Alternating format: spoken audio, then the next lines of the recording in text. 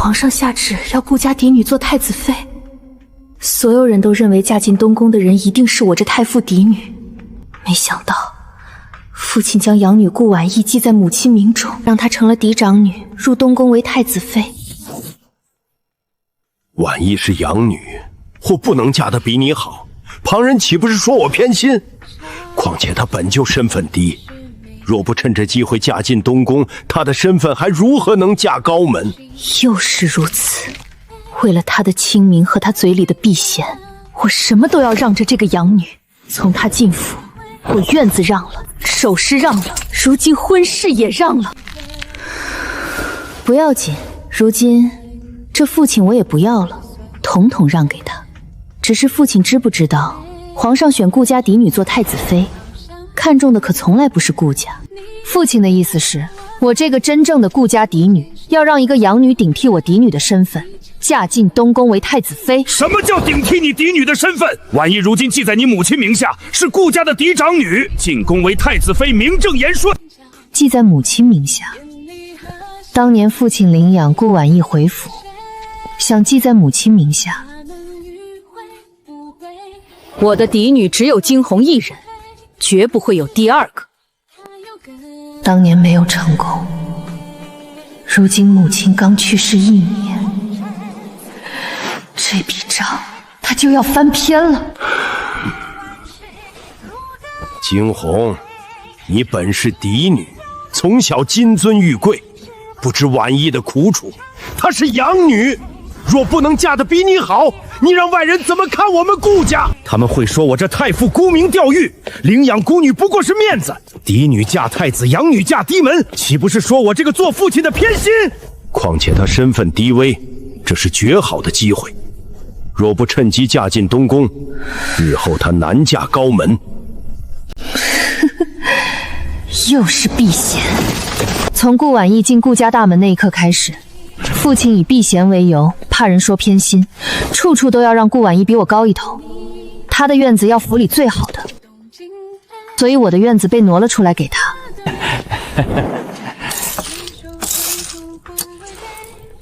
他的首饰要专门定制的，首饰铺来的首饰要让他先挑。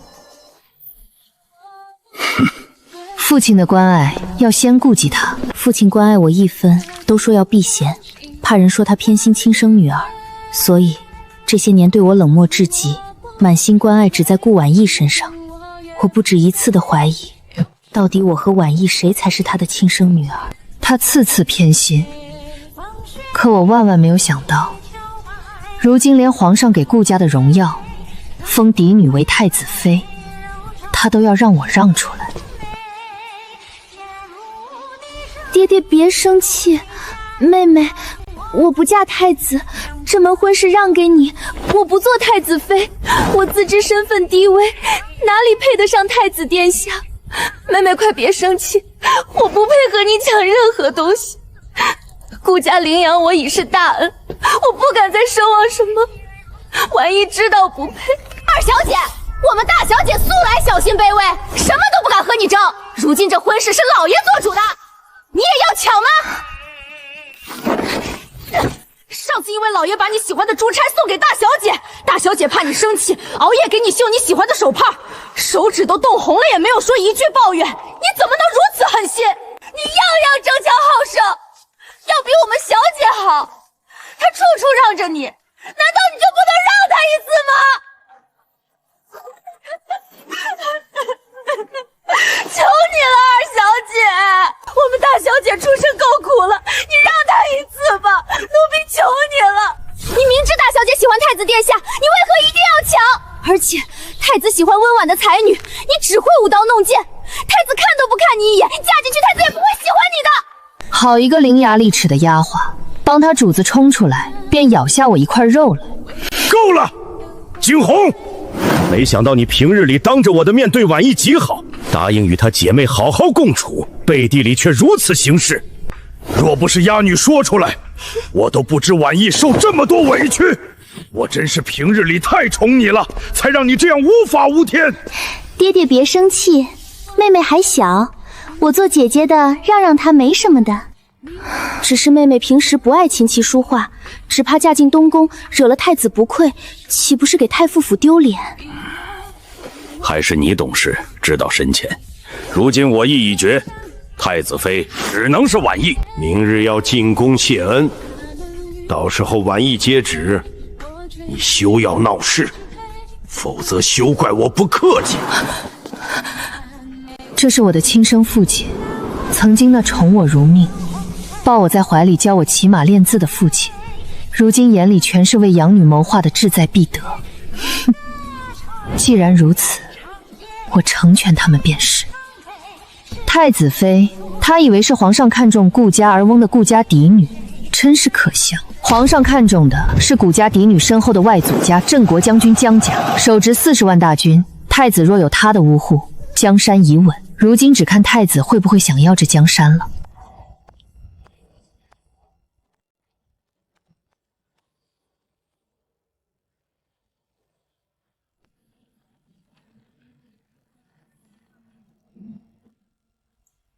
这是顾卿的嫡女，我记得怎么年纪好像还小些才是。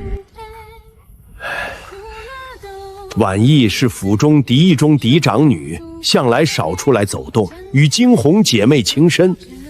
惊鸿说长幼有序，婚事应该先轮到姐姐才到她。哼，惊鸿，你父亲说的可是真的？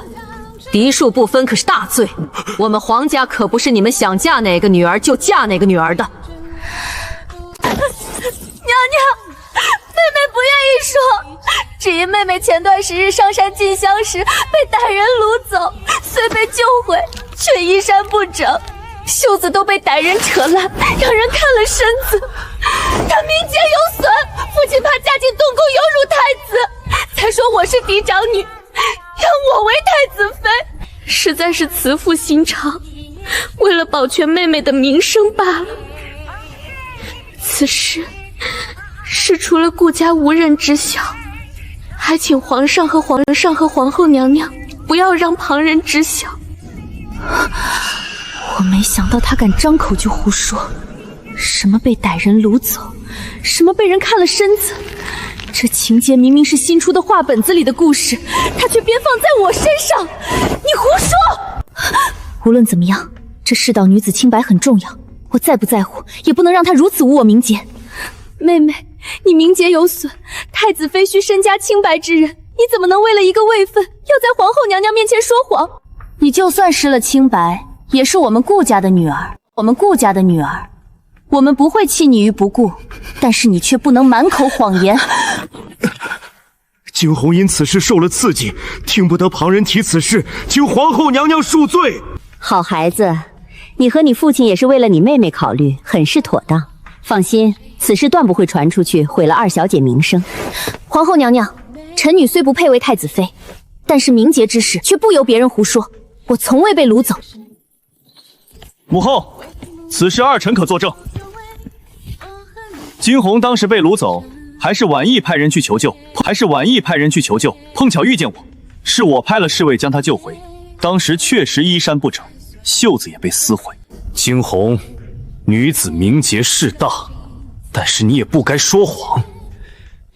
说姐姐编排你，她也算你的救命恩人，你怎么能恩将仇报？我一直以为你是高门贵女，没想到你也是为了一点虚名和位分，攀扯自己的姐妹之人，与他人抢夫君，岂是一个贵女所为？哼，原来如此，他们早已私相授得，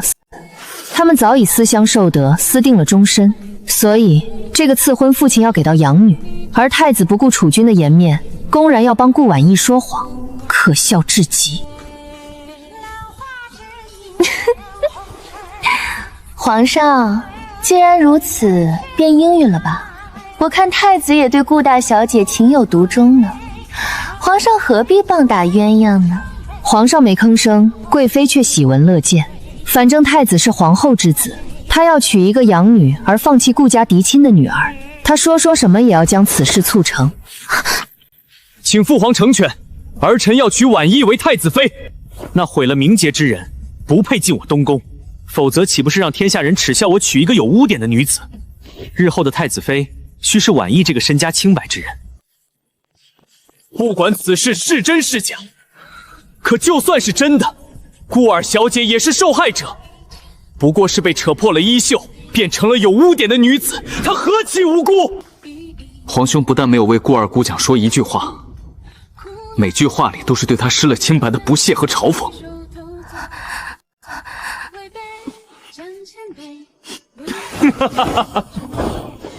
我顾惊鸿身心清白，我不管有何人想污我名声，但是想以此逼死我，绝无可能。我从未被歹人掳走，可就算是，我也不会为此感到羞耻。那该死的人不是我，我顾惊鸿，喜欢谁给谁的爱都是轰轰烈烈，因为我足够好，而不是我嫁的那个人是有多好。不懂我的人，便不配做我的夫君。夫君，这是当年皇后娘娘赐给江家的玉佩，外祖父将它赠予我。虽然与太子的婚事只是口头之约，如今物是人非，惊鸿将玉佩归还。太子觅得心上人，臣女祝长姐和太子白头偕老，举案齐眉。当年赐了玉佩想拉拢江家的人是皇后，如今她的儿子登上太子之位，她却忘记了，没有江家，她的儿子还能不能坐稳储君之位？皇后突然后悔搭了太子娶顾婉意，一个养女有何前途可言？她身后只有一个什么也不是的顾家，有什么助力？本宫收回玉佩，许你一个心愿，你想好了便告诉本宫。妹妹，太子应允，我们大婚后会抬你入东宫做个侍妾，这样你也有个去处。毕竟你如今这样，怕是没有人会上门求娶。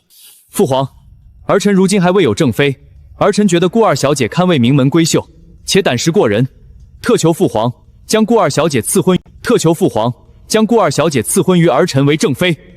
安儿，你不介意顾二小姐的名声？哈，那样编派的名声能有什么用？儿臣觉得顾二姑娘很好。陛下，安儿大抵是遗传他外祖父的武人脾气，不在乎这莫须有的东西，直来直往。妾身也觉得顾二姑娘极好。苏贵妃的父亲是骠骑大将军，他出身将门，反正只要江家支持，不管支持他哪个儿子，皇上都高兴。我儿胸中秋祸，甚有担当，朕心甚慰。这门婚事朕允了，将顾二小姐赐婚于你。皇上不可啊！小女名声有误，怕配不上三皇子殿下。若是三皇子想娶，给个侍妾的位分也足够了。爹爹，在你眼里，是不是只有顾婉意才是你的女儿？从未见过一个父亲口咬着女儿名声一毁的事不放，自己亲生女儿的话不信，却偏信一个养女儿的话，怕是又是怕人说你偏心，你要避嫌。既然如此，女儿成全你的名声，以后你便只做他爹爹吧。皇后娘娘，臣女的心愿想好了，臣女要自请出顾家，自立门户，求皇后娘娘成全。逆女，你可知你在说什么？我还活着呢，你想自立门户，绝无可能。父亲不许，你配为一个父亲吗？从顾婉意进顾家那一刻开始，你的心里便只有顾婉意。平时你偏心她，女儿无话可说，可是女子名节何其重要，父亲却为了让她做太子妃，不惜毁女儿名节来成全她。这样的父亲，我为何还要忍？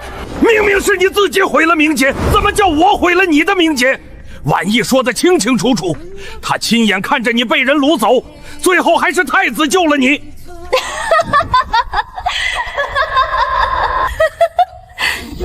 顾婉意，你告诉我，我何日何时在静香的时候被掳，又何时被救回来？就是上个月初8，我与你去进香，后来你被掳走，半夜才被太子的侍卫救回。我上个月初8，我与你去进香，你半路说头疼调转回府，我遇到了尚书府的小姐，在寺里帮她抄经，回来的晚了些。你只听说那日山路上有歹人出没，便胡乱套用在我身上，污我名节。皇后娘娘，只需派人去尚书府一问便知。我不知姐姐为何要书府一问便知，我不知姐姐为何要冤枉我，也不知太子为何帮姐姐说谎。只是我身正不怕影邪，却不能让你这样空口白牙污我。顾婉意，小敏，顾二小姐说的可是真的？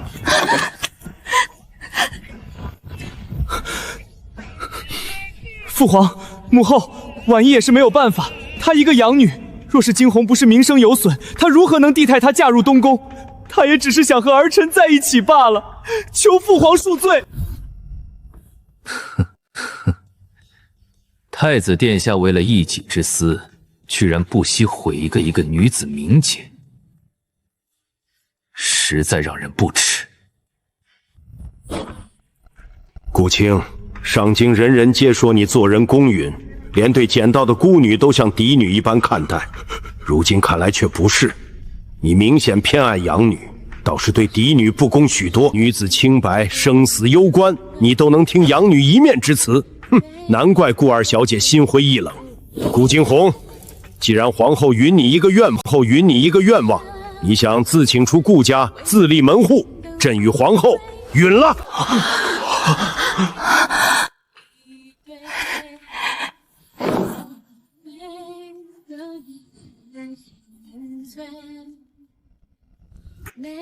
太子妃，其身要正，其心要仁。顾婉意的德性不配为正妃。太子，你若执意要娶她，只能为妾，便要叫天下人笑话，否则滚化亲。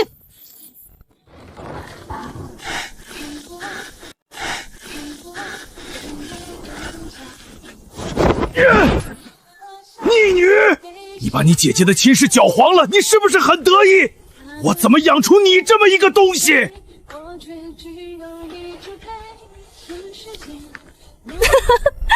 我搅黄了他的亲事？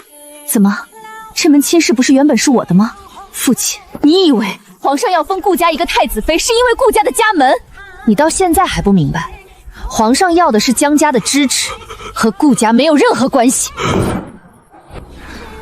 因为江家没有女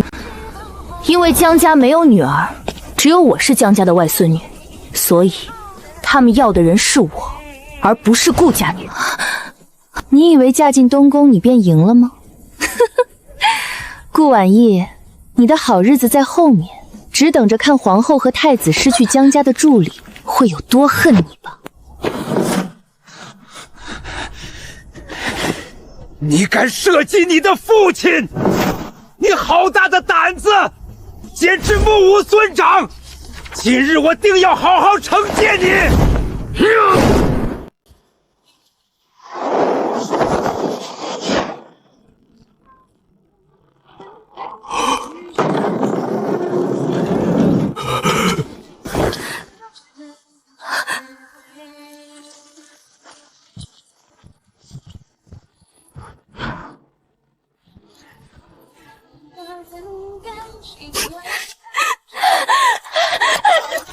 外祖父，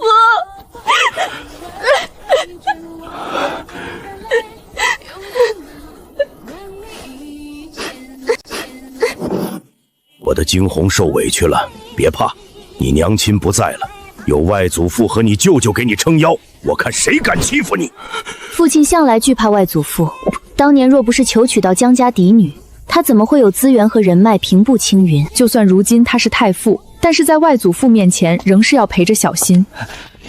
岳父大人，哼，当不得你一声岳父大人。我女儿不在了，留下惊鸿一个女儿，却被人如此怠慢，哪里还把我这岳父放在眼里？如若我们不早到一步，这器物便要落到惊鸿身上了吧？这般惩戒器物，寻常人也难以承受，这藤鞭便是男子也受不住。你居然想打在惊鸿一个弱女子身上，你这父亲的心可真是够狠的。你们不分是非黑白，只偏帮惊鸿，就是这样把他惯坏了。现在他目无尊长，也不尊重长姐，在陛下面前胡言乱语，害他长姐不能当太子妃。我便是严厉管教也是应该的。虽然她是江家的外孙女，但是也是我顾家的女儿，我要罚她。你江家还能说我的不是？什么是富岗？他可还知？什么是富岗？他可还知道？他几次三番顶撞我这个父亲，还要自立门户，我要用家法罚他，也是应当的。好一个顾大人，将威风耍到自己女儿头上来，我偏要看看我们在这儿，你敢动他试试？惊鸿，父亲今日要罚你，要你向长姐道歉，你可认？皇上已恩准我自请出顾家，自立门户。从今日起，我便随母亲姓江，和你顾家再无关系。你别以为有江家人在给你撑腰，我告诉你，你说自立分回，你敢吗？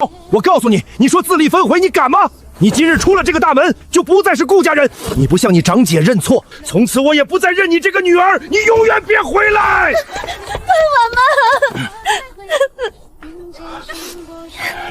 父亲别气坏了身子，我不要他道歉。我知道我身份哪里配做他姐姐。妹妹，父亲身体不好，你别再惹父亲生气了，快和父亲赔个不是。你们别再因为我吵架了。如果父亲气坏了身子，女儿百死莫赎。如果能让家里和睦，女儿愿意离开，再也不回来。这是你家，谁敢让你走？你就是我顾城风的亲生女儿。皇上应允我自立门户，我今日便离开顾家。从此，我跟母亲姓江，我的名字叫江惊鸿。好，不愧是我江家的后人，走，跟外祖父回家去。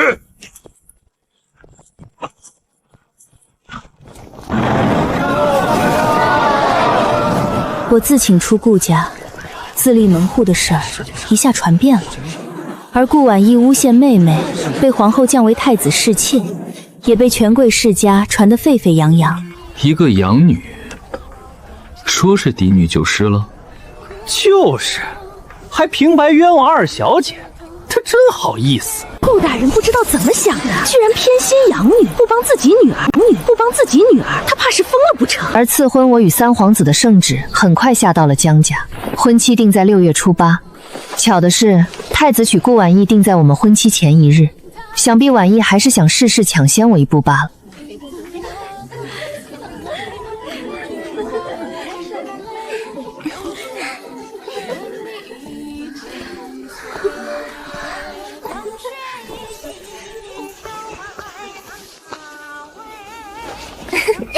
妹妹，父亲正说有话问你。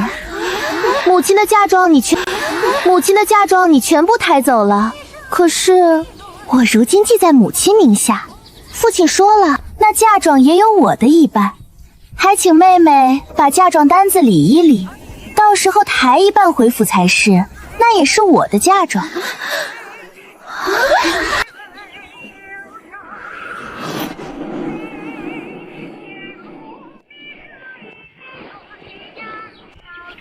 顾婉意，顾家是穷的吃不上饭了吗？让你到我这儿来打秋风，你算什么东西？一个养女要和我分我母亲留给我的嫁妆，你配吗？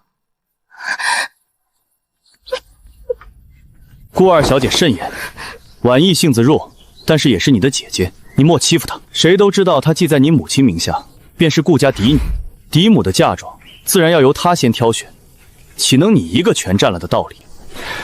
没想到太子还这么有兴致，连女人的嫁妆这样的事都要插手。太子殿下，你一国储君，居然为一个侍妾出头抢嫁妆，不怕传出去让人笑话吗？而且我的王妃可是已自立了门户，和顾家再无任何瓜葛了。怎么，太子那日在大殿上是没听见吗？还是说最近东宫缺银子，连女人的嫁妆都定计上了。笑死人！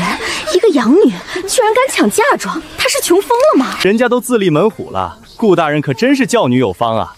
叫人堵上门要嫁妆，这和讨饭有何区别？太子殿下也太不讲究了，太不讲究了！为一个侍妾出门抢三皇子妃的嫁妆，他怎么好意思？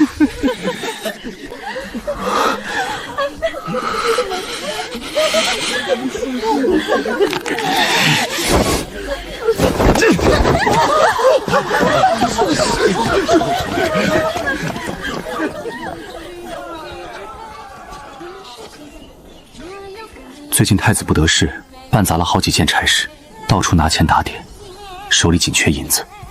估计顾婉意是想在他前面邀功，想拿你的嫁妆给他填坑，太子贪墨江南赈灾银子的事被人举报，皇上已经发现了，亏空10几万两雪花银，我看他到处找银子。他急了便会出错，三殿下注意着，必能抓到他把柄。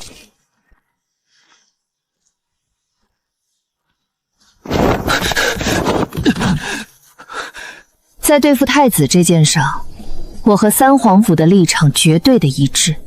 而赐婚后，贵妃也时不时叫我进宫说话。而这日出宫的时辰晚了一些，碰到了太子萧明，他在马车前拦住我。惊鸿，你为何要同意嫁给三弟？他不过贵妃之子，放在民间就是庶子，你怎么能嫁给他？你明明是与我有婚约的，父皇是要将你赐婚于我的。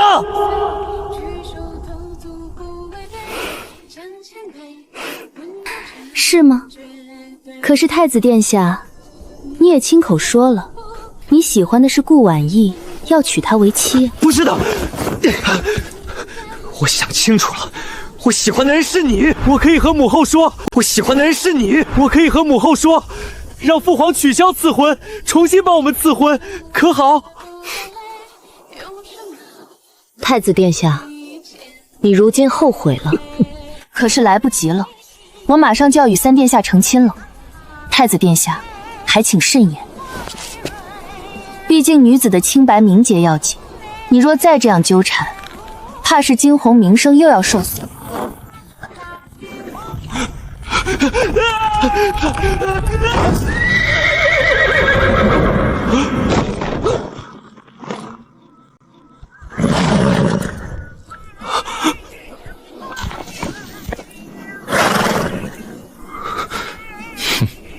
父皇刚才正叫人传唤你，问江南赈灾的事。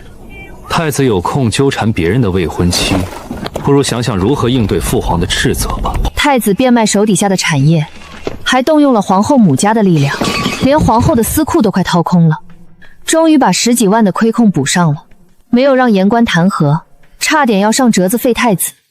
东宫一时间捉襟见肘。到了大婚那天，太子娶婉意的仪仗比一般富贵人家纳妾都不如，一顶小轿便将顾婉意抬走了。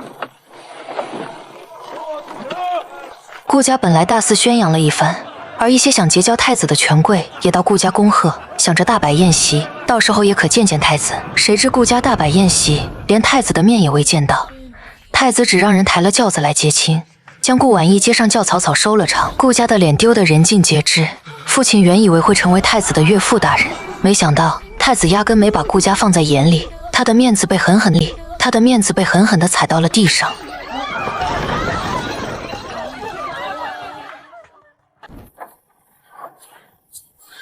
偏偏第2日三皇子与我大婚，我从江家出嫁，外祖父和舅舅为我准备了丰厚的嫁妆，而三皇子当时下聘时的聘礼也全做了嫁妆抬去。贵妃得意洋洋，儿子娶了大将军王的外孙女，特意赏下许多赏赐给我添妆，还哄了皇上赐下玉如意，真正的十里红妆，隆重而热闹。顾婉意不顾才出嫁一日，跟着太子到了三皇子府，新房里都是贵夫人在凑去看新娘子，而顾婉意看着满屋的珠宝，妒忌地红了眼睛。到底只是侍妾，不好太过奢华，日后太子妃入府，不好越过她去。你只需要知道，孤心中的人是你便足矣。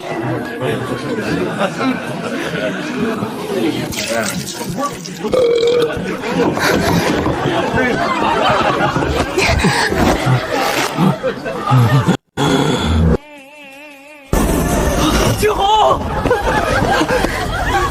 今日真漂亮。我终是娶了你为太子妃，我说过我定会娶到你。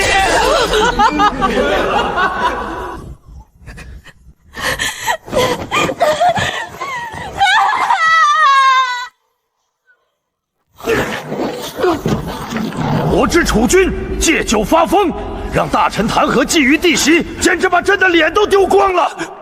从今日起，太子禁足东宫3个月，无诏不得出。三皇子与我成亲后，皇上把一些差事交给他，他都办得极妥当，在朝臣中慢慢有了威望。加上外祖父的帮忙和打点，一时之间，萧安在朝中开始有了与太子并肩的趋势。太子被禁足，皇后急得不得了，开始在前朝给他物色太子妃。顾婉仪跟太子一起禁足，自然是不知道的。但是我收买了给东宫送吃食的小太监，在闲聊之际，把皇后选太子妃的事传到了顾婉仪的耳朵里。顾婉仪想必是要孤注一掷，若能怀上皇嗣，她大概觉得还能再拼一次，而萧安借着为皇兄解闷为由，给东宫送进去好些美人，顾婉仪连太子的边都碰不上。萧安的暗叹夜里探回来说，太子侍妾的屋里像是男人的声音。顾婉仪可真大胆啊，想狸猫换太子，但是她一旦有孕，就是他的死期。因为外祖父与太医正有旧交，据说在一次醉酒后，太医正说出了太子曾在3年前打猎时受过伤，伤了下身，虽能人道，但是却大概不能生养得了。此事在太医院不是秘密，为太子诊过脉的人都知道，但是谁敢说呢？他可是太子啊！在顾婉仪传出有孕的时候，帝后大喜，给太子解了禁足，流水一般的赏赐送到了东宫，顾婉仪被晋为良娣。可是很快京中传出太子已经绝嗣的流言，说太子早已受伤，不可能再有子嗣。怎么可能？我儿怎么可能绝嗣？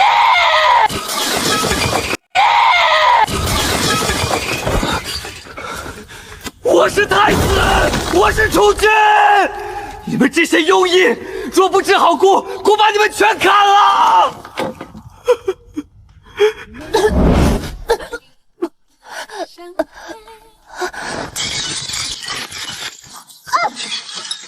不能有孩子，你肚子里是谁的野种？说，孩子是谁的野种？我不能有孩子，你肚子里是谁的野种？说，孩子是谁的野种？等下人冲进去时，顾婉仪被太子活活掐死了。父亲听到顾婉仪被掐死，太子被废，我坐上了太子妃的消息后，又吐了几口血，昏迷不醒。据说时日无多了。我在他最后清醒时去看了他最后一次。父亲，你安心去吧，母亲的坟我已迁出葬入了江家，你和你的女儿死后会葬在你们顾家。放心，顾婉仪私通外男，混淆皇室血脉，连全尸都没留。希望你在九泉下看到，还能认得出他来。啊，对了，忘记告诉你，我与夫君明日会去宗庙祭祀，我们明日便是真正的太子和太子妃。可惜啊，这份荣耀和你顾家没任何关系。